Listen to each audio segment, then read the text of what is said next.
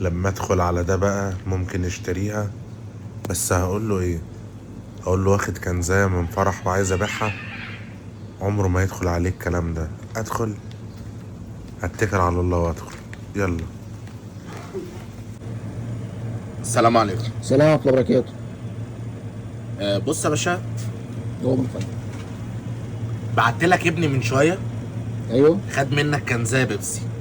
ابنك انت؟ تمام، ابني انا، ما انت عارفني، ما انا من هنا، ما بناخد منك كل حاجه على طول. ماشي يعني، ماشي ايه يعني؟ كان زي خد البيبي. منك كنزايه بيبسي. وايه يعني؟ ماشي. طب انت يا باشا، انت ما عندكش علم ان هي مقاطعه؟ طب وانا مالي يا عم؟ مش او هو انت اللي جه خدها؟ بتديها للواد ليه؟ هو جه اشتريها لي قاعد صغير، قال لي هات حاجه ساعه. حذره الاول، قول له ان هي مقاطعه. طب ما انتوا تمنعوه في البيت يا يشتريها. حبيبي، هو جه خدها غصب عنه، كان جاي ياخد حاجات تانية.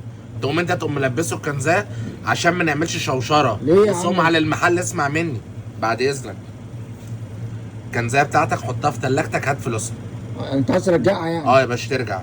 طب ترجع. طب ولا صدقني لو ما رجعتش مش هناخد يا منك عم حاجه ولا الكلام تاني. ده كله؟ ما تسيبها وخلاص. ايه يعني؟ كان 100 هيشتروها دلوقتي.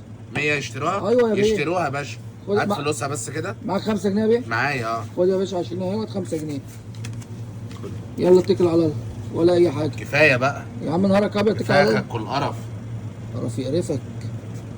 قلم بهايم صحيح.